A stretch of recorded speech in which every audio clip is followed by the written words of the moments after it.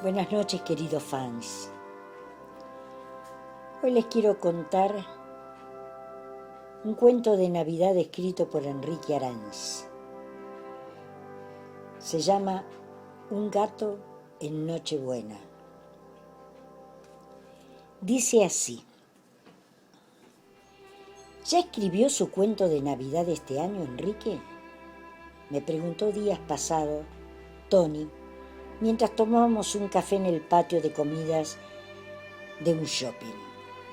Le confesé que no, que aún no se me había ocurrido ninguna idea original y que ya casi no me quedaba tiempo. No se preocupe, me alentó. Yo le voy a contar una historia para que usted la escriba. Es una historia real. Yo la viví en la víspera de Navidad de 1995. Al principio lo escuché con cierto egoísmo literario, con esa frialdad con que solemos cliquear la vida y el alma de los demás, quienes tenemos el vicio de contar historias. Pero a medida que su relato se fue corporizando en imágenes vívidas y conmovedoras, esa impertinencia profesional se dio ante un raro hechizo que todavía no me ha abandonado, producto tal vez del clima navideño que todo lo transforma y lo purifica. Esto es lo que me contó Tony Baltares. Mi esposa y yo estábamos desesperados. Darío, nuestro hijo menor, que entonces tenía tan solo 7 años, había enfermado repentinamente de difteria. Pero el pediatra pensó que eran anginas y no le dio importancia. Vi con espanto la palidez del médico cuando advirtió su error de diagnóstico. Demasiado tarde. Darío agonizaba. Cuando sucedió lo que le voy a contar, era Nochebuena, y nuestro pequeño llevaba no sé cuántos días internado en coma y con respiración artificial. Mi esposa y yo no nos movíamos del hospital. Ese 24 de diciembre yo volví a casa para atender a nuestros 2 hijos más grandes, que entonces tenían 9 y 12 años, y permitir que mi suegra se fuera a descansar. Le serví una cena sencilla y los mandé a ver televisión a su dormitorio. Los viera, pobrecitos. Era la primera Nochebuena que no tendrían festejos ni regalos, pues la enfermedad de su hermanito los tenía mal, pero también estaban desorientados por el contraste para ellos incomprensible de vivir aquella víspera de Navidad como si fuera una noche más, tan agobiante y luctuosa como las anteriores, y sin su madre en casa, mientras los alegres vecinos se reunían ruidosamente y los anuncios televisivos multiplicaban sus arrolladores mensajes de alegría navideña. Atormentado, salí a caminar por el parque a oscuras. Las casas vecinas estaban intensamente iluminadas con las clásicas guirnaldas en aleros y puertas. Miré con amargura el enorme cedro que yo adornaba todos los años con lámparas de colores y que había sido el símbolo navideño del barrio. Cómo habían disfrutado los chicos viéndome trepado en las ramas más altas, instalando con entusiasmo las interminables diademas luminosas. Yo les había contado la fábula de que iluminando el árbol del jardín orientábamos a Santa Claus en su vuelo desde el Polo Norte. me había ocupado de alimentar este ensueño en el corazón de nuestros 3 hijos. Aún Rosendo, el mayor, que ya en la última Navidad no creía en esas fantasías, se había dejado seducir una vez más por la ilusión. ¿Cómo esperaban el momento mágico en que, caída la noche, una semana antes de la Navidad, encendíamos las 40 lámparas de colores coronadas por una estrella parpadeante en la punta del cedro? Todo el jardín quedaba tenuemente iluminado y en varias ocasiones, cuando el buen tiempo veraniego lo permitió, habíamos celebrado la Nochebuena bajo las estrellas, al pie de ese árbol rutilante. El cedro estaba ahora en sombras. Era la primera vez en años que ese noble ejemplar quedaba desnudo en una Nochebuena, y esa percepción desoladora aumentó mi congoja. Darío podía morir en cualquier momento. Quizás esa misma noche, la noche en que Jesús venía al mundo para salvarnos. Sentí rabia e impotencia. Me senté en el banco de piedra del jardín y quedé inmóvil contemplando la mole negra cuyo follaje se balanceaba pesadamente al impulso de una rumorosa ventisca. Quise hablar con Dios, pero no pude. Quise rezar, rogarle al Supremo que no se llevara a Darío, que le concediera la oportunidad de vivir.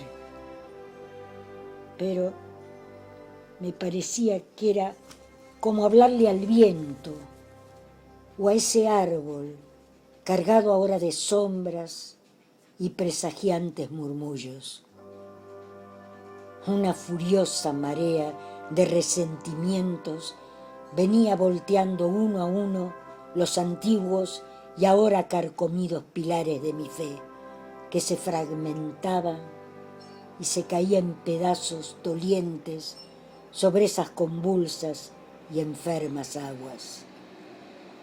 Esa noche estallé en injustos denuestos contra el Creador.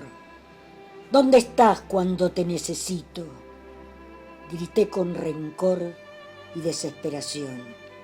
¿Dónde estás? Maldición, ¿dónde estás? ¿O es que nunca has existido? Y lloré con el desconsuelo de quienes en la adversidad padecen el pavor de la ausencia de Dios. Comencé a temblar, dominado por un atroz fatalismo. Mis dientes castañaban en lúgubre tamborileo. En eso vi acercarse a mi gato Byron. No le hice mucho caso. Pobre Byron, pensé compadecido, emergiendo un poco de mi ensimismamiento. Él también está desconcertado por todo lo que ocurre en la casa. Ya no le hablamos, ni lo mimamos, y a veces hasta nos olvidamos de darle de comer. Venía caminando derecho hacia mí, con la cabeza gacha y su peculiar paso lento y cansino.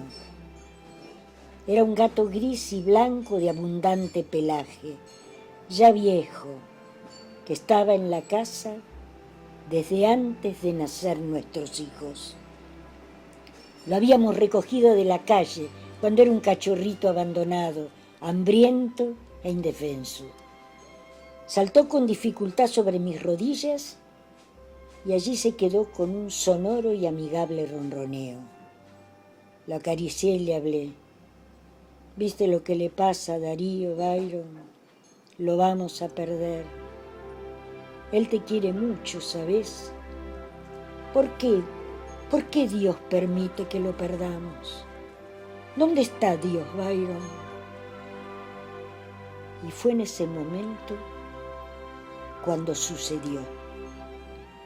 El gato se sacudió con un extraño temblor. Cambió enérgicamente de posición. Se sentó sobre mis rodillas con su cara hacia mí. Puso una de sus patitas sobre mi pecho y me miró a los ojos con sus grandes pupilas dilatadas. Me sobresalté. Aquella no era la mirada habitual de Byron.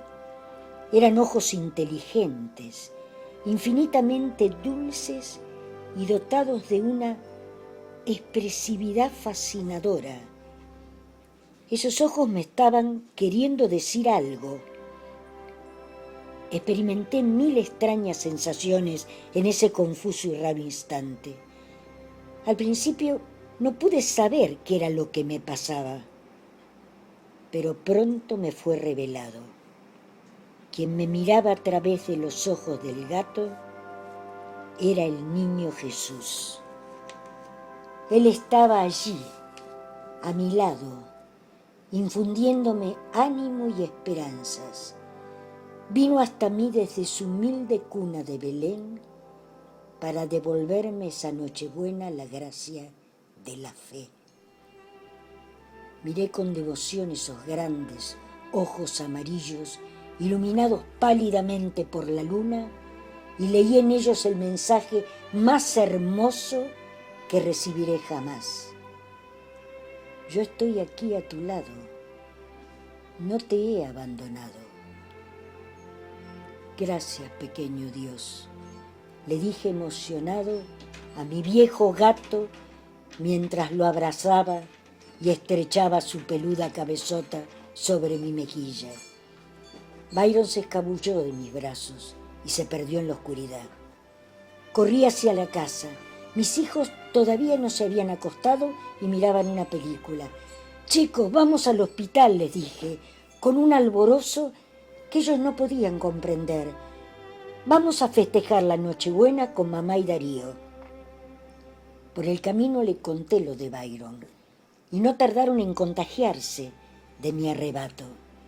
Llegamos al hospital cerca de medianoche, hora sin duda inapropiada para las visitas, pero el custodio me conocía y por ser Nochebuena nos dejó entrar. No está aquí, me informaron en la sala de terapia intensiva. Creo que se lo llevaron al 3er piso.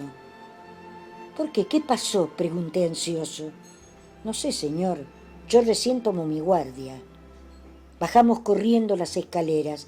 Mi esposa estaba en el pasillo intentando comunicarse conmigo desde un teléfono público.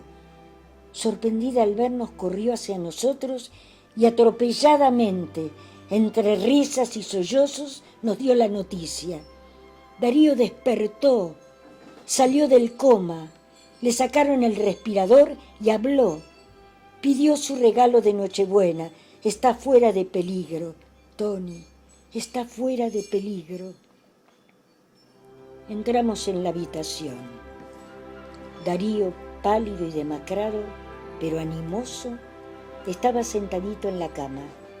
Nos recibió con una sonrisa y nos mostró los regalos de Santa Claus, unos lápices de colores y un autito que le habían conseguido las bondadosas enfermeras. Abracé a mi hijo en silencio y lo retuve contra mi pecho no sé cuánto tiempo. No podía separarme de ese cuerpito tibio y extremadamente delgado que había regresado milagrosamente a nosotros. Papi, ¿dónde está Byron?, me preguntó al oído con su vocecita. Byron, respondí extrañado, se quedó en casa. Vos sabés que aquí no dejan entrar a los animales. Pero él entró igual, replicó con una sonrisita cómplice. Es muy astuto. Estuvo conmigo hace un ratito y yo lo escondí dentro de mi cama, en la otra sala. ¿Ah, sí?, atiné a decir confundido. ¿Y qué ¿qué hacía Byron acá? Vino a decirme que me despertara, porque ustedes iban a venir a festejar la Nochebuena conmigo. Tony Baltares, emocionado por el recuerdo, apenas pudo pronunciar estas últimas palabras. Los dos nos miramos en silencio. Cuando se recuperó, sonrió y me dijo: esa Navidad agasajamos al viejo Byron con hígado y pescado fresco. El pobre murió unos meses más tarde. Cada Navidad ponemos su fotografía en el arbolito. Desde entonces en casa adoramos a los gatos. Ahora tenemos 3. Les consentimos todo. Pueden ocupar las sillas de la cocina, llenar de pelo los sillones y dormir en nuestra cama. Mi esposa hasta le tolera que de vez en cuando salten sobre la mesada y se roben una milanesa o un mulo de pollo. Es que estamos convencidos de que los gatos, esas bellas estatuas vivientes, tiernas y sensibles, aunque simulen indiferencia y arrogancia, son los seres que utiliza Dios para comunicarse con nosotros en cada Navidad. Hay que estar atentos.